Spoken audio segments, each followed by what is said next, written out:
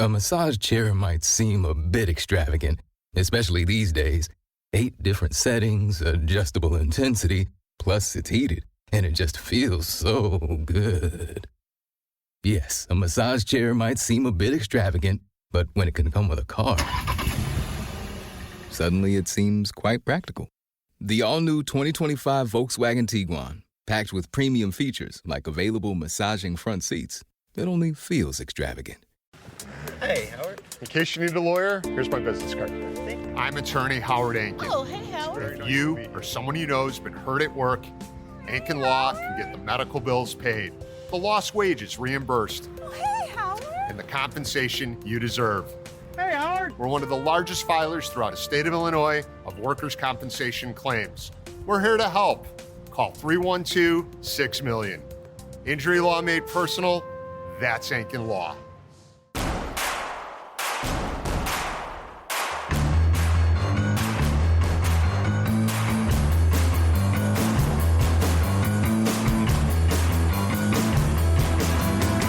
From your favorite source for Chicago White Sox talk, delivering news, interviews, analysis, and more. This is the Sox Machine Podcast with your hosts, Jim Margulis, James Fegan, and Josh Nelson. Thanks, Rob, and welcome to the Sox Machine Podcast. I'm your host, Josh Nelson, and it's Sunday night, August 24th, 2025, as we record this new episode. Yes, football season has arrived. College football started what's called Week 0, which doesn't make a whole lot of sense, and the National Football League has concluded their postseason schedule. While many of us are getting ready for football, there's still plenty of baseball going on, and for White Sox fans, maybe more hope after this weekend series against the Minnesota Twins. After winning 2 out of 3 against the Twins, the White Sox are 47-83 on the season, but as Chuck Garfien pointed out on the Chicago Sports Network pregame show on Sunday, the 2025 White Sox have already scored more runs than last year, even with 32 games left to go. That's a great sign. And if you are wondering about the steak dinner bet, at the pace the White Sox are scoring runs, I'm losing that bet before the Chicago Bears kick off Week 1. But remember, after 97 games before the All-Star break, the White Sox were only on pace to score 544 runs. Since the All-Star break, we've seen a surge in run production that makes me wonder if the White Sox are now truly a 5 runs per game type of offense. Could next year be a serious shot at being 500 or better? I'll be joined by James Fegan and Jim Margulis in a moment as we'll talk about that topic. We're going to give Davis Martin his flowers as he's been really good his last 2 starts, and more glowing about Colson Montgomery. We'll also preview the upcoming Royals series and take a look around Major League Baseball. First, let's hear from White Sox manager Will Venable. His first year managing, he's on pace to finish with a record of 58-104. Obviously not great. Probably doesn't help that the White Sox are underachieving their expected win-loss record by 10 games.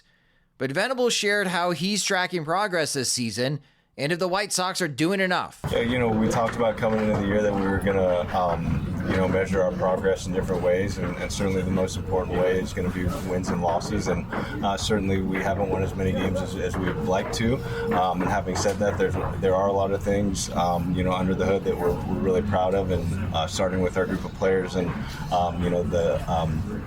connections that they've built amongst themselves, the team identity that they've built, the way they go out there and compete every day. So, a lot of good stuff to point to that we're really proud of. You have to go out here and there's things that you do on an individual basis, and the preparation and things that you're working on your own are certainly important. But the special thing about baseball is that you have to go out there and accomplish things with your teammates, and the process for that is one that is something that we all like to partake in, and to see these guys and to do it the way that they have has been special to watch. One of the more fun progressions we've seen this season is Colson Montgomery, who now has 13 home runs this season and has a home run in 3 straight games. In 55 games with the Charlotte Knights, Montgomery only had 11 home runs, so he's already exceeded his AAA total in the majors in 13 fewer games. Venable talked about what he's seen from Montgomery as pitchers begin to counter and attack his swing weaknesses. Really pitch to pitch with him, and I think that he's in a really good spot where he's seeing the baseball and slowing things down, and so you do see the in-at-bat adjustments. See the adjustment from day to day. He's done a really nice job just being in tune with himself and his swing, and I think that's a good place to start. So he can go out there and make sure that he's putting quality at bats together regardless of how he's being attacked. What it takes to be a major league player is you're going to go through some tough times and you have to figure out how to get back on track. And Colson, having the experience of doing that, in the minor leagues this year and going to Arizona, he's well positioned to handle this stuff, and I think that's what has kind of separated him in his ability to make some of these adjustments. Is it's unemotional. He just goes out there and just tries to take good swings and play good defense, and he's keeping it really simple. Our James Fegan asked Montgomery post-game about his swing approach, which is a focus on being short to the ball. Being short to the ball is one of the biggest things for me, just because, long levers, and usually when you're not short to the ball, you're trying to hit homers and you're just getting big and you're swinging harder than what you need to be. So my biggest thing is just low effort, short to the ball, and it's like I'm just trying to touch it. When I feel like I'm just trying to touch it, my effort level is lower. I'm able to see the ball a lot better. So let's talk more about this White Sox offense. Post All-Star break, and of course, Colson Montgomery. Joining me are Sox Machine's beat reporters James Fegan and managing editor Jim Margulis. The White Sox offense continues to stay hot. We talked about it in our previous podcast episode. Yes, we were very concerned about the White Sox pitchers running out of gas, but this is another offensive surge that we've seen, the second one post All-Star break for the Chicago White Sox in 2025. They have scored 45 runs in their last 6 games. They've scored 180 runs, 33 games post All-Star break. You do the math, that's an average of 5.45 runs per game, and they've scored 5 or more runs in 18 of their 33 games post All-Star break. So James Fegan, what if the White Sox offense is legit? A legit 5 runs per game type of offense. Does that change the calculus of this White Sox rebuild? If they were like a top offense in the league all of a sudden overnight, yeah, sure. They probably would need to think about loading up the pitching staff for their playoff run. 5 runs a game is a lot. What if Chris Getz encountered a magical unicorn in the forest and it pledged to grant him 3 wishes? Like, surely that would change the timeline of the rebuild in some fashion. Maybe he just do infrastructure wishes and it would still be a gradual thing. I don't know, but that's a high bar to set. Like, they've been promising. Things are looking good, especially for Caro and Teal, and certainly Colson Montgomery doesn't get on base every at bat, but when he connects, it goes 450 feet. That's a neat trick. So still some things to figure out for next year. Still want to know who's going to get second base reps. Is it going to be is Lenny Sosa a second baseman going forward? Is Chase Mydroff not getting hot since really the first half going to linger? Curtis Meade, but I think there's interesting pieces. There's encouraging stuff, but I don't think we're considering a 5 runs per game offense just yet. Jim, how about you? Are you a believer? Are you buying the second offensive surge post All-Star break? I think it's more a reflection of where the Twins pitching staff is right now. We saw what happened, and Hurston Waldrop is pitching very well. He's not only shutting down the White Sox, but he had the splitter he could go to at any time. You saw what it looked like when they were not facing a fastball-centric attack.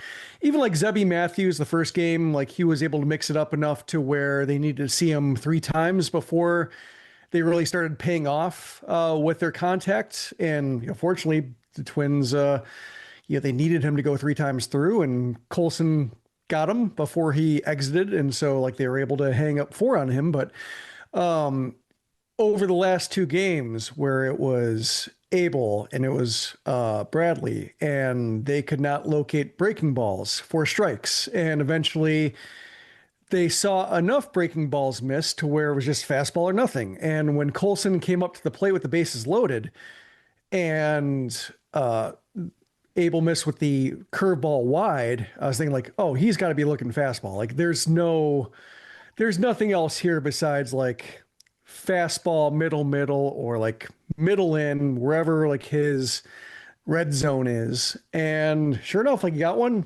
hammered it out, and like the ending wrote itself. So I would say that this offense now is like a more professional unit, and it's been a while since anybody could use that word to describe them. It's very much like right-handed.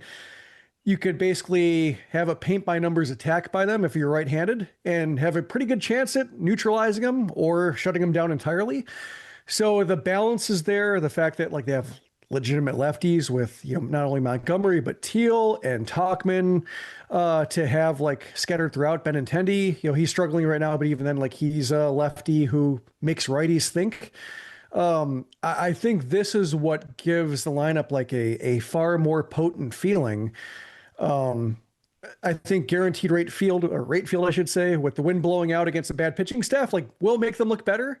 So I think like this series against the Royals coming up, that it has something to play for, has a pitching staff and run prevention unit that's pretty good, top to bottom, or can't easily be game planned against and just shut them down the last time. Like this should be a good test for the maturity of this offense and how good of a bet they can be from series to series. But I think in terms of being able to take care of business, I think they are able to do that in a way that they haven't been able to do since like the bottom fell out. Yeah, it's been 2 big weeks post All-Star break, right? Pittsburgh and Tampa. I don't think anyone saw that coming. As a matter of fact, there really wasn't much evidence to support the theory that the White Sox offense would blow up the way that they have post All-Star break. After the first 97 games, the White Sox were only on pace to score 544 runs this season. But post All-Star break, I mean, this is just... Would that allow you to win the bet or no? I'm not going to win this bet. As I mentioned in the intro... We're like tracking toward that. Is this like the obsession of a heartbroken man that you're parsing through this the way you are? How did this happen to me? No, this is like the best outcome, though. The best possible way to lose out on a $500 plus steak dinner. Is there a threshold to where like he wins 2 steak dinners because he ran up the score so severely? No. Could he do like a double or nothing on a run total for like September or something? Maybe that'd be more me begging for a double or nothing. The thing is, knowing my friend Beefloaf, he would totally honor a double or nothing, and that would go incredibly poorly for me. But it's too big of performances to ignore. And I made on Twitter, and I'll share the graph on Sox Machine, the podcast post, just visualizing the runs scored by the White Sox in each game this year. Just made a bar graph. And it is clear that this offense has radically changed since the All-Star break. Almost 59% of the games in the first half of this season, the White Sox scored 3 or fewer runs. Since the All-Star break, it's below 40%. Like, that is a radical change. And if they are going to be more competitive and inch closer to being 500, James, before the All-Star break, I would say this is going to have to be really boring baseball. I hope you love 3-2, 4-2 type of games, because this offense is going to continue sputtering, and the White Sox are really going to have to lean on Brian Bannister and Ethan Katz and their pitching magic and see what Hagen Smith and Noah Schultz can do. Well, now my mindset has changed since the All-Star break. They're just going to be bashing. This is the 2000 White Sox, baby. They're going to score more than 800 runs next year. They may give up more than 700 runs next year again, but this offense puts them at a better level of respectability, in my opinion. And I guess this is my new source of being optimistic about the White Sox moving forward. First half, it was about the pitching staff. Now I'm more optimistic about the offense. We're seeing one with Montgomery's breakout, so much stuff is just not stabilized yet. It's encouraging that this is going well. But I think where Montgomery is at, not that Montgomery's power is obviously very convincing. It's matured into probably elite in the majors, at least raw power, in a way that I feel like people are still adjusting to seeing actualized at this much. But we're probably like as far into like his tenure that like feeling like Chase Mydroff at this point was like everyday second baseman leadoff man sort of thing. And now it's more like, well, is he going to be kind of in the mix with Lenyn Sosa and other guys? So I think we're still kind of figuring out like what everyone's norms are in a way. And one thing kind of figuring out going forward next year's offense is like, is there a clear place where we see them adding? Like if Luis Robert is back because his trade value is not drastically changed over the second half, or, you know, Andrew Benintendi is still under contract, and you have kind of all these infielders that are in the cycle, you probably want to keep Lenyn Sosa around, or, you know, unless he's something valuable that you can trade. Where's kind of the big hole where you see them maybe looking to improve this offense from the outside and like could bring in somebody who's like a significant regular that you give them a position? So I don't know, is that making some of their corner guys like Tauchman available in the offseason and considering like a real right fielder? Not like Tauchman's not real, but like a multi-year solution in free agency? I doubt it. Could they find something in trade if they're, you know, willing to put one of their catchers in the market, or you know, or just generally fencing their veterans that they still have? I don't know, but like I don't see like necessarily a clear path to where they'd add like a significant bat. So this is kind of what you assume they're operating with next year, and we're still kind of finding out like where the regression point is for a lot of them. I think they can continue this in any form. Like obviously it's very encouraging, but like 5 runs a game, really? They've done it in more than half the games they played in the post All-Star break. I'm usually with you, More than James. half the games the post All-Star break related to a whole season? James Fegan, I'm usually with you on the being logical, being reasonable, you know, being on the hater train. But I'm not hating on this right now. Okay? This is the part of the White Sox in a long time that I'm like, I'm shocked. Like, I want the Colson Montgomery white case, the white paper, and somebody at the case study. I combine those two, the white paper case study. I need the Colson Montgomery case study because I was hating on the idea of Montgomery being called up, Jim, before he did, because he was not hitting in Charlotte. And my thinking has always been, man, if your OPS is 711 in Charlotte, come on. You're not going to do anything in the majors. So far, Colson Montgomery in 42 games has 13 homers and 36 RBIs. Yeah, the on-base percentage is not pretty. It's .288. But that slugging percentage, Jim, is .541. And that's powering his OPS. His 162 game pace, 50 home runs and 139 RBIs.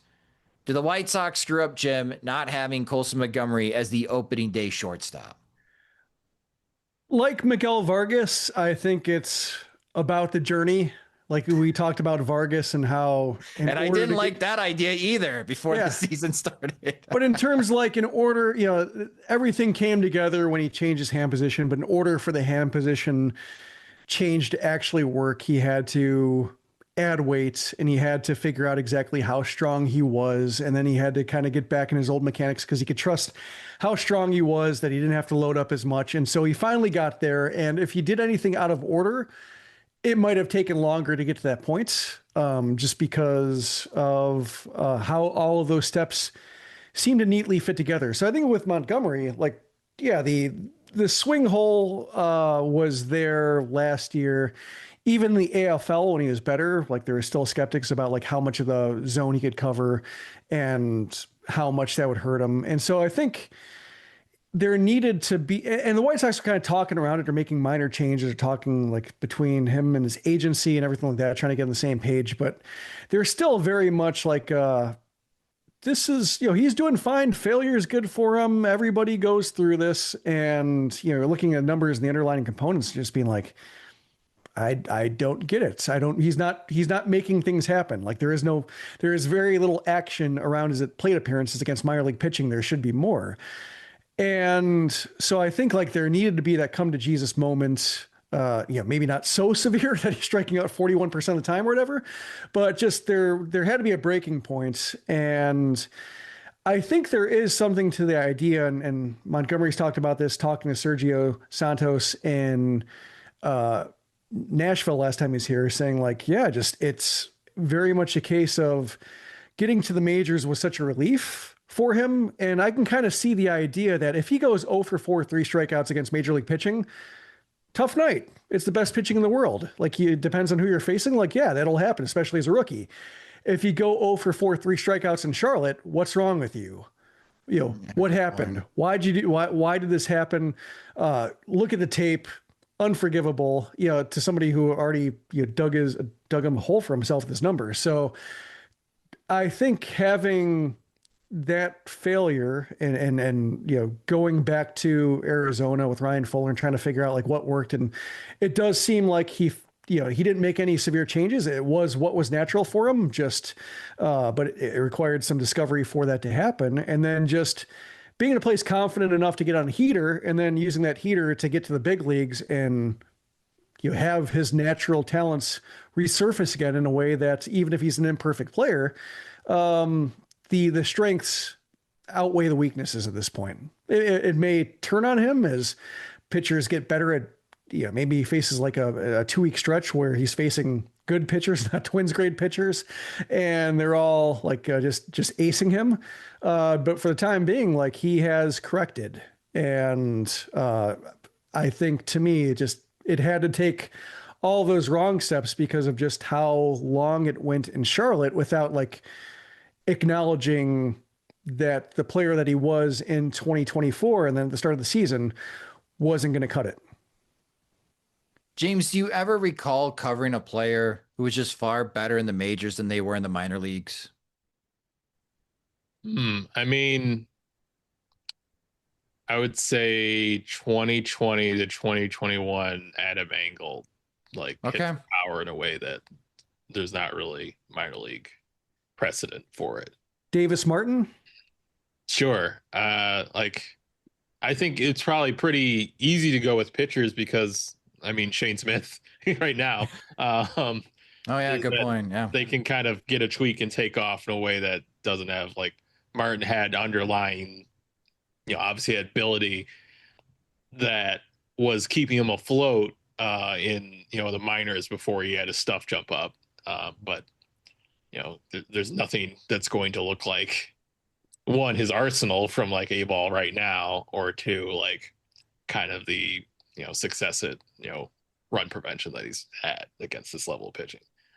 He's not really striking out people in a major way now, but like he didn't throw a 91-mile changeup when I saw him in Kannapolis in 2019. Like, how much can you say like you saw this as a projection for that? So I think that really happens with pitchers. I think with hitters, it's a little bit more rare, but I also don't know like how true is that of Colson. Like obviously he got himself like very highly rated for his like low minors performance, and some of it was like when he was rehabbing against levels that he had already played, but even when he was doing that, he wasn't old for those levels. So there's been sights of him like crushing, maybe not with this power, but I think there's kind of a straightforward thing of like he was just super projectable big frame dude, and he's gotten taller and then filled out that frame since draft night. So it makes sense when you draw it out. It does seem out of nowhere just because we saw his nadir, and now what at least is an early peak, hopefully not the peak,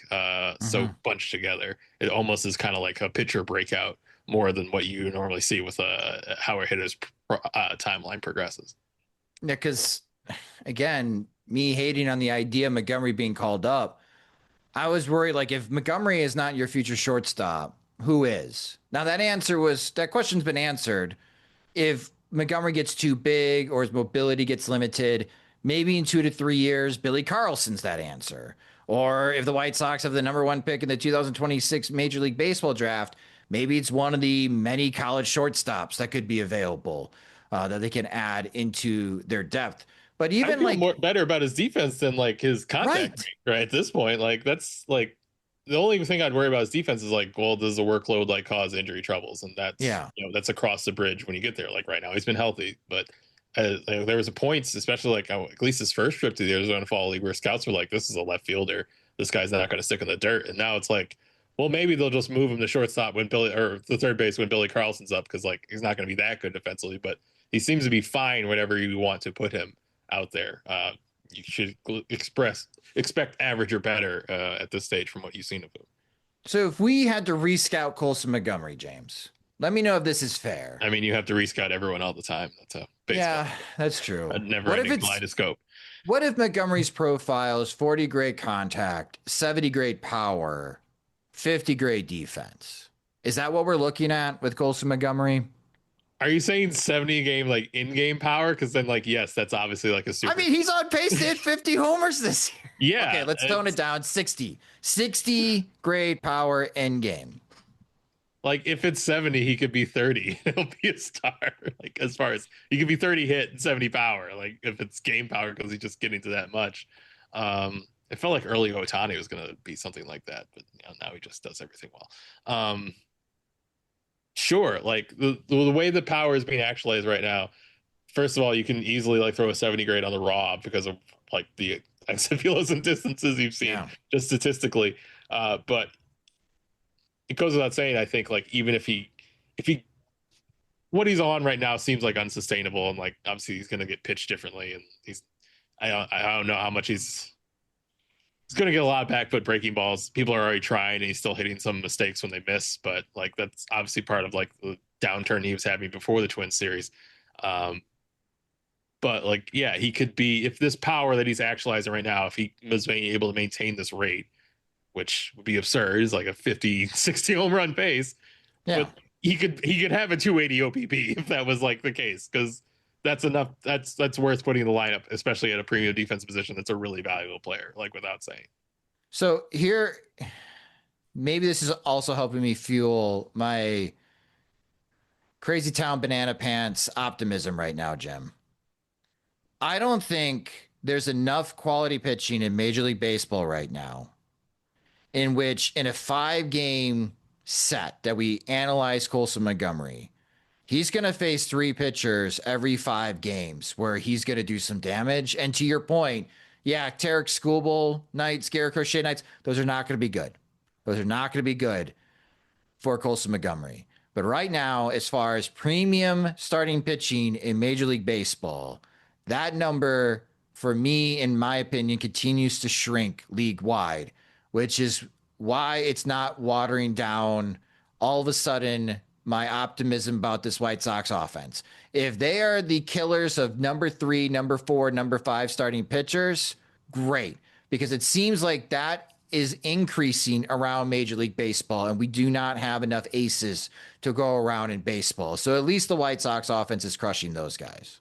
Yeah, and that's why I think like Kansas City will be like a good test of kind of going back between the two extremes, because against Kansas City and Kauffman, he was 2 for 13 with a double and 5 strikeouts, no walks. And then, you know, he had a couple 0 for 3s against Atlanta. So like he's had some ups and downs. And I think like the Royals, for example, like they have good pitching, they have good defense, they have a good bullpen when they can set it up. Like when they have a lead, like it's a pretty tough top to bottom experience, and you probably won't get like a Zebby Matthews the 3rd time through, or, you know, kind of 2 rookies figuring it out. So I think like I'm looking forward to the series. Like I don't look forward to many Kansas City series because of just the history and just the nature of their collapses, but it should be very instructive to see, like, you know, we talked about it before with the Kauffman series of just, we've seen the White Sox thrive at home in the summer, smaller outfield, getting a lot of homers, a lot of 4-homer games, bigger outfield against in Kauffman and Kansas City, a lot of fly balls to the warning track, you know, not getting those extra bases as easily, having to do more with doubles and base running and moving the chain. And they couldn't quite do that against the Royals pitching staff. So like, I'm intrigued to see like change the setting, put it in Chicago, and will they have more swings that result in like a 2nd row homer that, you know, get the offense unlocked and make the Royals sweat a bit that they didn't, you know, that didn't happen in Kansas City. So that's, I think, yeah, there could be a, you know, reality check for Colson just around the corner with, you know, facing a good staff. But you are right. Like watching what the Dodgers are going through with their pitching staff, watching what the Astros are cobbling together with Craig Kimbrell, like him being a solution. Like this time of year, especially as pitching injuries add up and teams scramble and the trade deadline isn't there anymore to patch holes.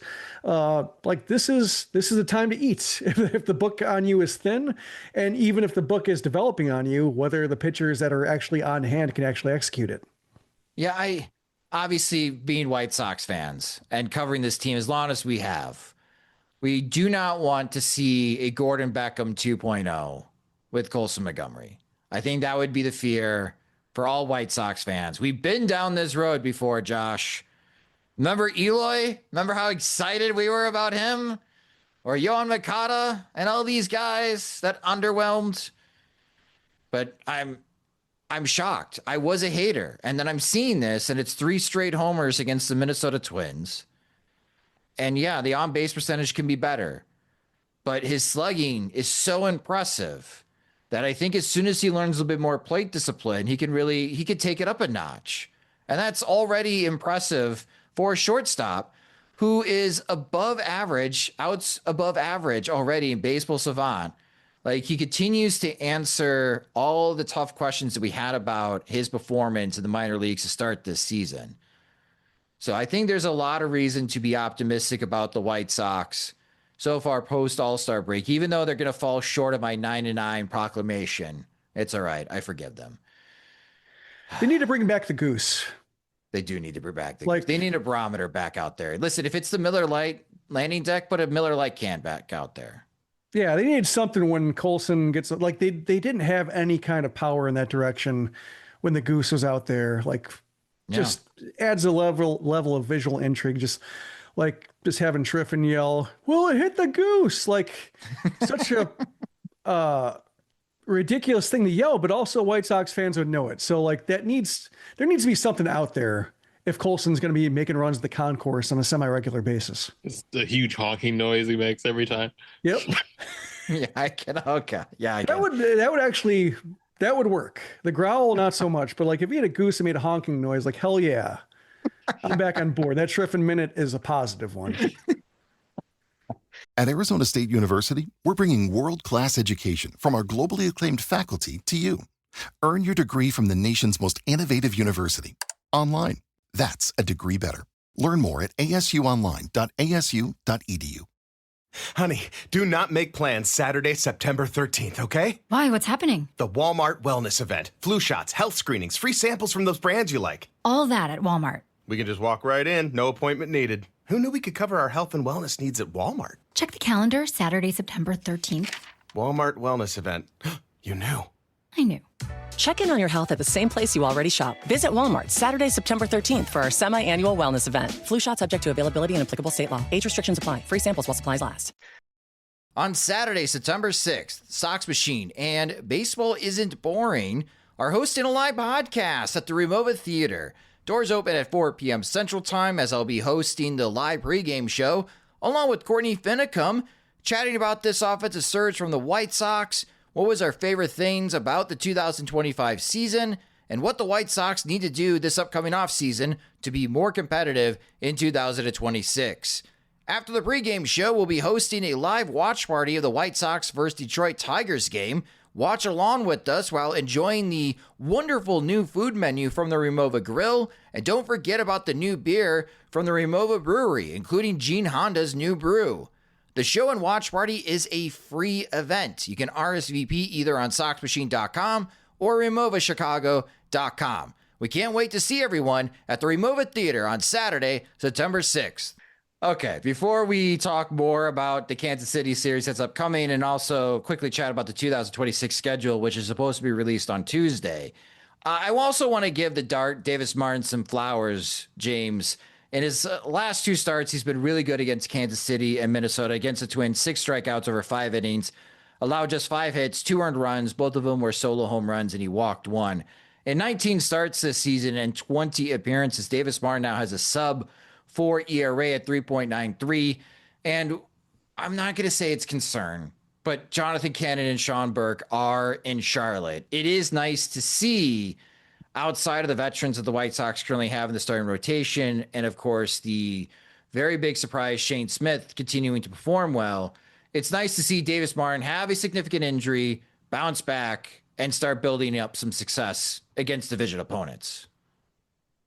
Yeah, he's been good. I think I know he's thought of fondly by the coaching staff because his approach is very variable. He kind of is effective against a lot of different kind of lineups. He's pretty like low maintenance. He calls his own game via pitch comm, so I think that's allowed him to like blend with the rookie catchers more easily than others. So they revamped his slider. I want to say it was like early June or late May, and that's obviously been really effective. Ethan Katz said before, I guess Sunday. He started Friday. Anyway, Ethan Katz said Sunday that Martin has like a 45% swing and miss rate on his new slider, which gets put up as a cutter on the broadcast against right-handed pitching. But it's an actual slider? It's been a slider this whole time. He does have a cutter, but he's been throwing it less. I asked him about it. He was cheesed off because he felt like he wanted that status of having 6 pitches, and he felt like it was being taken from him. But, something that Katz mentioned today was that he's been using his curveball more, which is just another different band of velocity that he has. Or he's not overpowered with any one thing, but he has he just is constantly showing different speeds and shapes. He's a kitchen sink righty, but complimentary, not derogatory, as that label can be, because he's executing as thorough as he can, I think. Yeah, I had the thought of just when Josh had the prompt in the rundown and thinking our discussion about Lenyn Sosa and how he fits in the lineup, because he can't be game planned like the other hitters because he's unpredictable. Martin kind of feels like the same thing in terms of the way he succeeds. You can't say, hey, succeed like Davis Martin does. You can't say succeed like Lenyn Sosa does. It's a very idiosyncratic way of going about it. But it seems to have worked for him. And when you watch him succeed in terms of, getting ordinary contact and getting efficient outs and seldom laboring through innings for a while, especially before the injury. I think he's getting back to it. He was pretty much a lock for 6 innings, and you might not know how he's going to do it, but he could bounce back from a rough inning and throw 12 pitches and get back on track. Whereas I think with Burke, we've seen him against lefties not really having a strike grabbing pitch. Cannon, it seems like he has a very Rube Goldberg-esque way of having to set up his changeup, where if one thing goes wrong, the entire thing falls apart. So I think in Smith, we're seeing the maturity start with him being able to set up that changeup. I think he was just kind of trying to hit that changeup button over and over again and just getting further and further away from it working with his arsenal. But I think the way Martin's game kind of comes together without a standout pitch, aside from the changeup, which in terms of velocity stands out, but maybe in terms of characteristics, in terms of what it does for hitters, maybe less so, but it all kind of comes together in a way that it's very pleasing, but also makes, I think, makes it simple for Will Venable on a given day or Ethan Katz on a given day that, the other pitchers, Martin Perez aside, because I think Perez kind of has the same thing going for him in terms of having been around the block enough times to where he knows what he's doing, that I think helps overall. Well, the Chicago White Sox will continue their homestand. Again, this is 3 games in 17 straight games for the Chicago White Sox. But before we preview the series against Kansas City, according to Bob Nightengale of USA Today, the 2026 MLB schedule is being released on Tuesday, August 26th. That's a big day for us at Sox Machine, as we'll host another road trip next season. We already shared our short list of destinations with St. Louis, Detroit, and Toronto. Again, if Milwaukee is another weekend series, there will be another big tailgate next summer. So when that schedule comes out, you can track the weekends along with us. I'm already being told that the series in St. Louis is not favorable. It's pretty late in the season, which isn't great. If that does become true, well, again, Tuesday the schedule comes out. We'll be looking for a weekend. We'll make that announcement on SoxMachine.com, but there'll be more coverage of the 2026 schedule on the website as we take a look at the series, the big weeks, who the White Sox will be playing on opening day, which will be on Thursday, March 26th. The Chicago White Sox against the Kansas City Royals. So the Royals are 67-64. They're 10.5 games back at Detroit. They're 3 games back of the wild card. So they're still within striking distance, but they didn't have that great of a time against the Tigers this weekend. They did win on Sunday, though. In their last 10, they're 7-3. Away from Kauffman Stadium, they are 31-34. And against the Chicago White Sox this season, not pretty for the White Sox. The White Sox are 2-8 against Kansas City this year. And to Jim's point earlier about the White Sox offense, in 10 games against the Royals, the White Sox have only scored 25 runs.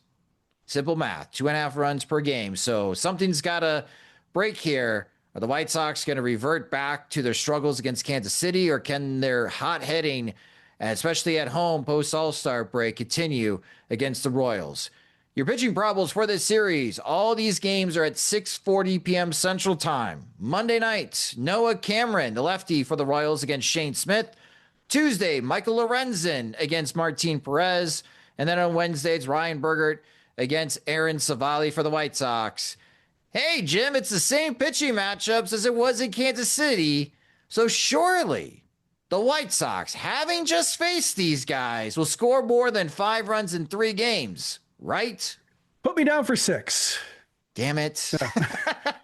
No, I will be so bold as to say they will score 5 runs in 1 game. Ooh. That doesn't sound spicy, but relative to what they've done against Kansas City, should be the case. But yeah, it seemed like the ballpark has been playing favorable for fly balls. So you would hope that they would just figure out a way to do that, and then also figure out a way to keep Vinny Pasquantino from doing the same.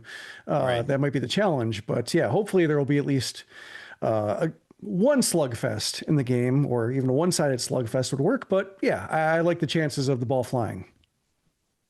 James, what is the plan with Martin Perez with this upcoming start? Is he 100% back? Are the White Sox going to push him to 6 innings? Is he on some type of pitch count? What's the plan with Perez?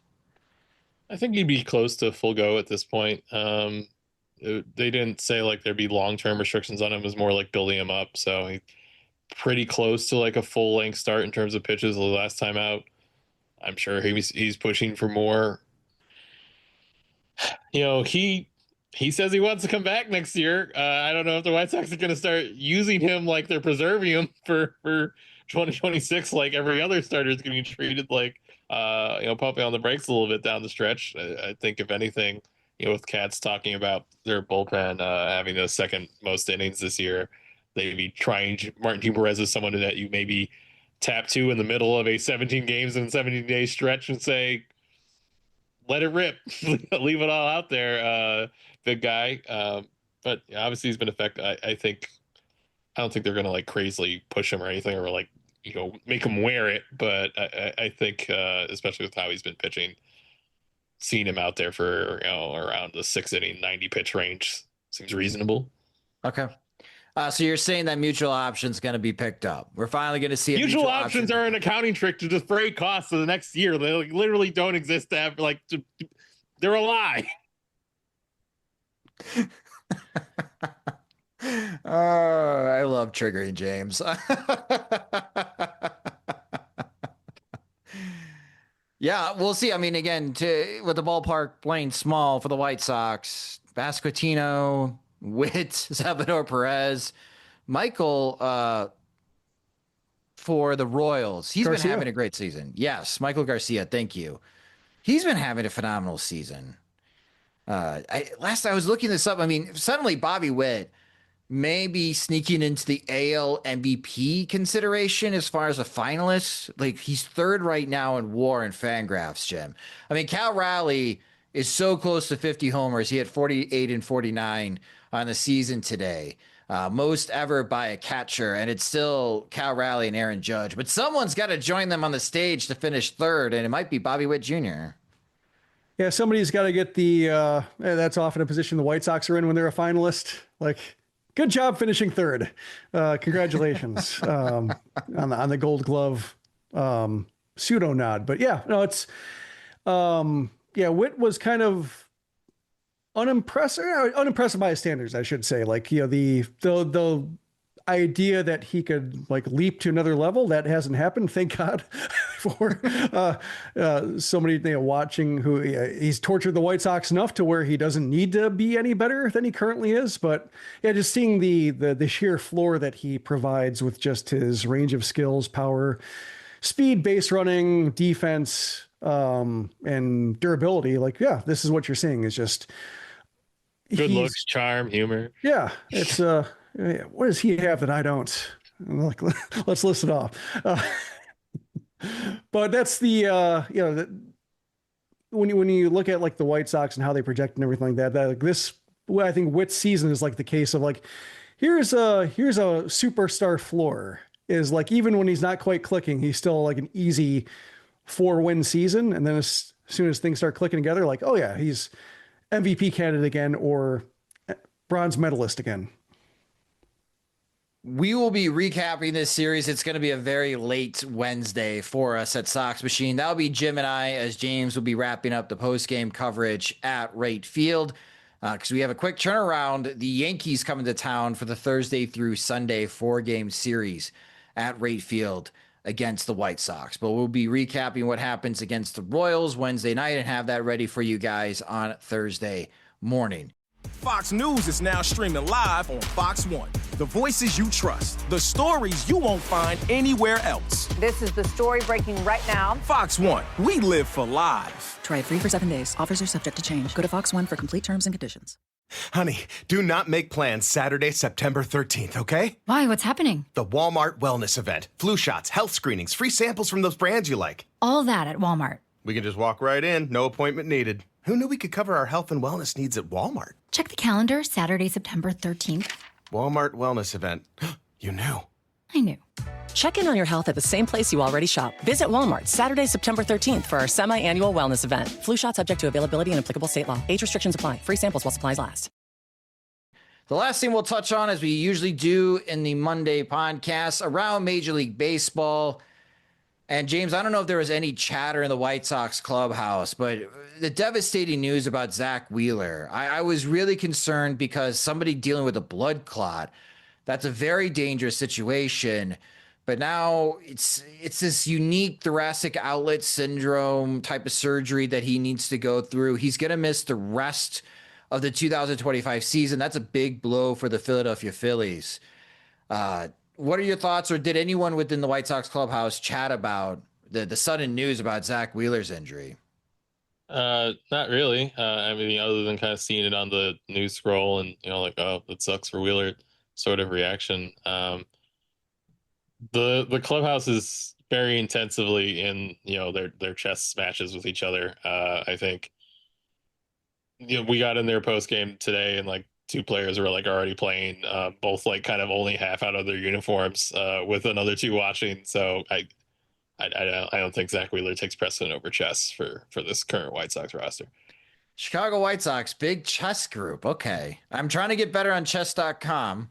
If any of you want to whoop my ass in chess, you can play me there. I am not good. My rating is around 800 right now. Far from being a grandmaster. Gonna get destroyed by Kyle Teal or KTeal9, just like killing you in like 6 moves. And yep, being like, what the hell happened to me? But no, on a back to a serious note, outside of the White Sox chess playing habits, Zach Wheeler, I mean, the White Sox pursued Zach Wheeler, and I know this is a joke that's passed around, but it's not really a joke because this is kind of how Jerry Reinsdorf does think about when it comes to starting pitching contracts.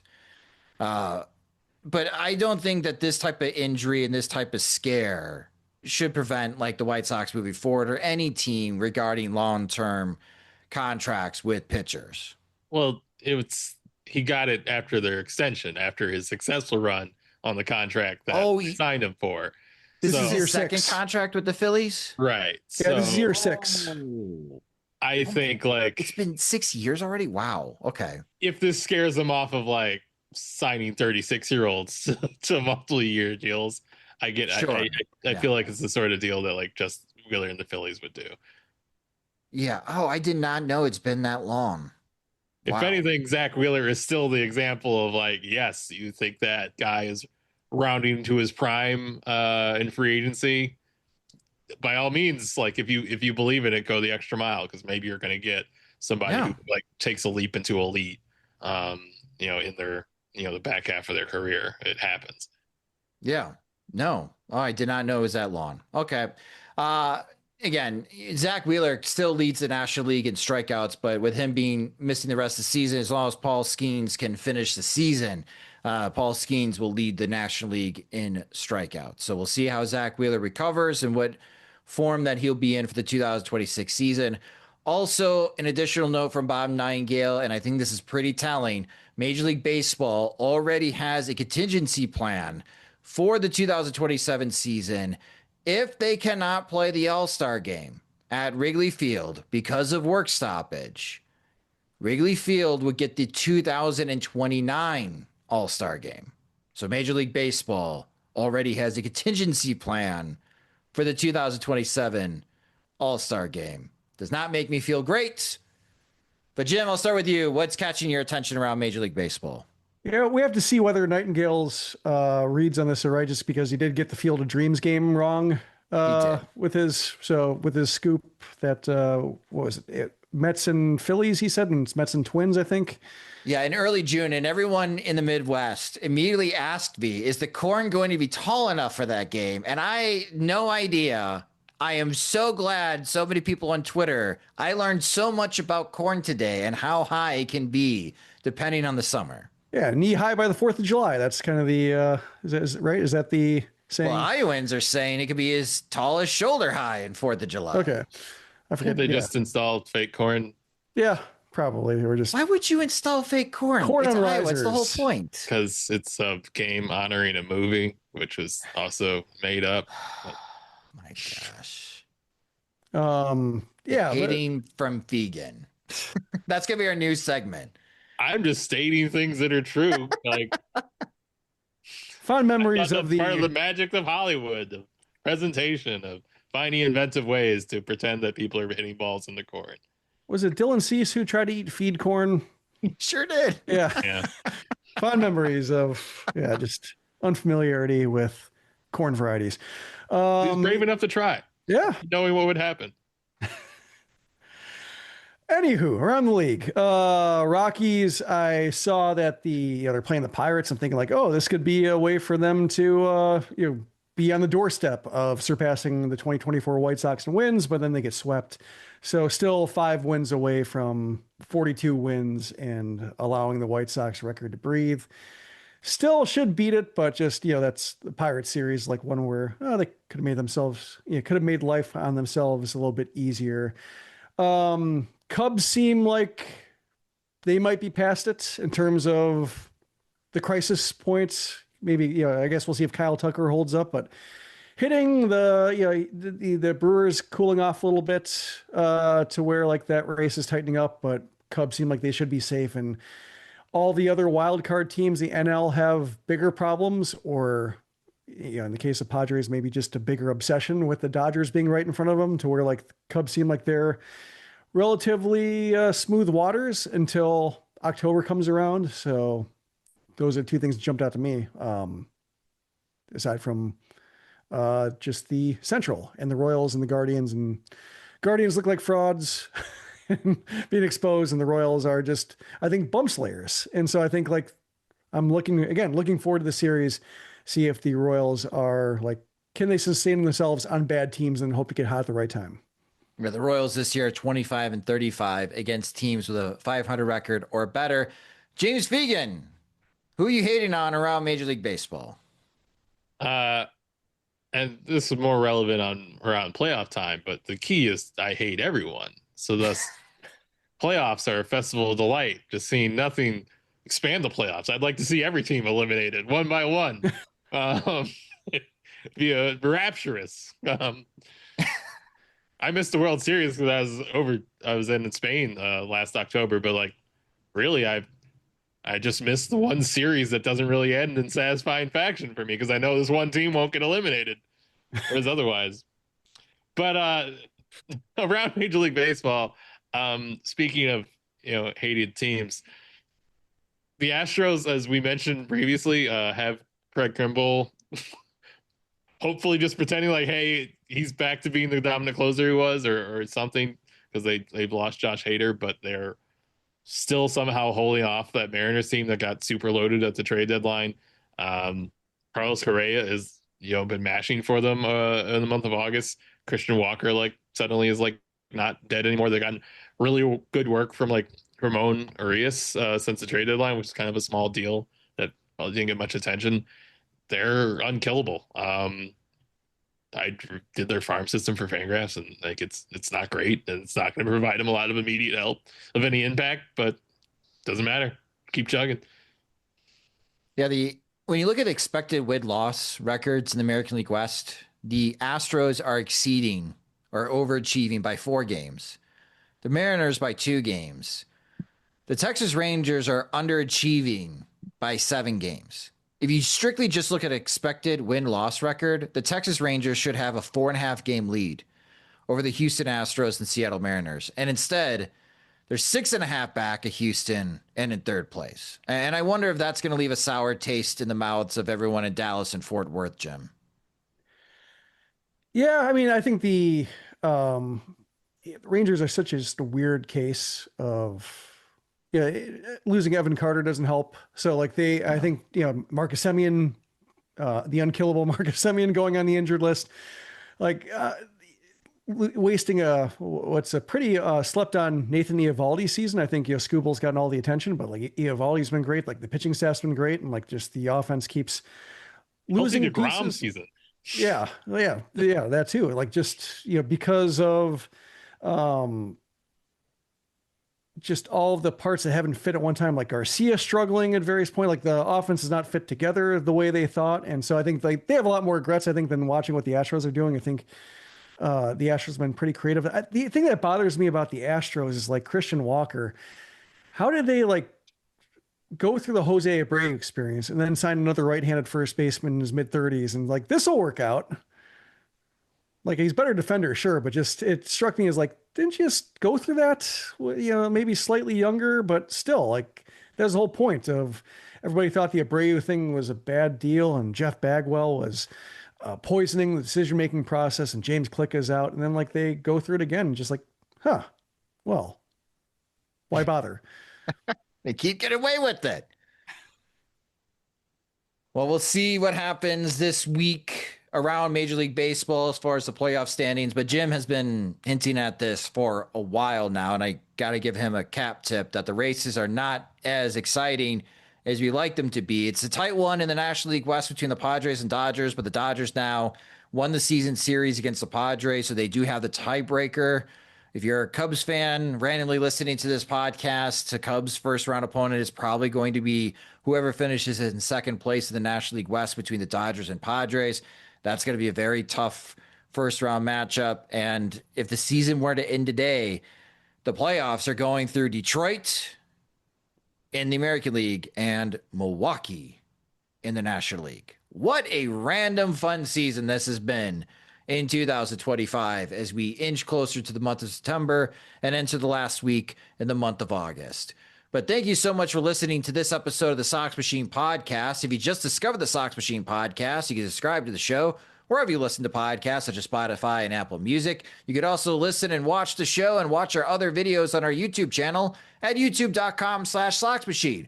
We're also on social media on all the platforms at Sox Machine. You can follow James Fegan on social media at JR Fegan. He tweeted before we recorded this podcast that Caleb Bonheimer has been promoted to Winston-Salem. So some prospect news. And again, you can get that if you follow James on social media. You can follow me at SoxMachine_Josh. We're on Instagram. We're on Blue Sky. We're at SoxMachine.com on Blue Sky. If you enjoy our work and want full access to all of our coverage of the Chicago White Sox, you can do so by subscribing at SoxMachine.com. Monthly plans start at $5. That gets you the ad-free version of both the podcast and the website, gets you access into the comments section and all of our articles. This upcoming Friday for our Veterans Committee members, our VCs, we're having a sweet night. So we're having a game at Wright Field to watch the White Sox and Yankees along with their VCs. And if you're thinking, man, that would be really cool to be part of and helping us out at Sox Machine and having direct access to James and Jim and bugging James all the time with questions that you may want to have him ask in pre and post game scrums. You can do so by signing up at SoxMachine.com. Be reasonable. Sox Machine Podcast. It's a production of SoxMachine.com. You're on for all things Chicago White Sox baseball and part of the Blue Wire Podcast Network.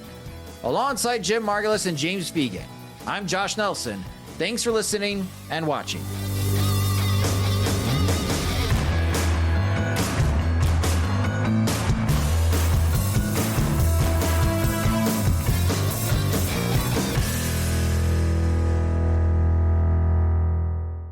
Honey, do not make plans Saturday, September 13th, okay? Why? What's happening? The Walmart Wellness Event. Flu shots, health screenings, free samples from those brands you like. All that at Walmart. We can just walk right in, no appointment needed. Who knew we could cover our health and wellness needs at Walmart? Check the calendar, Saturday, September 13th.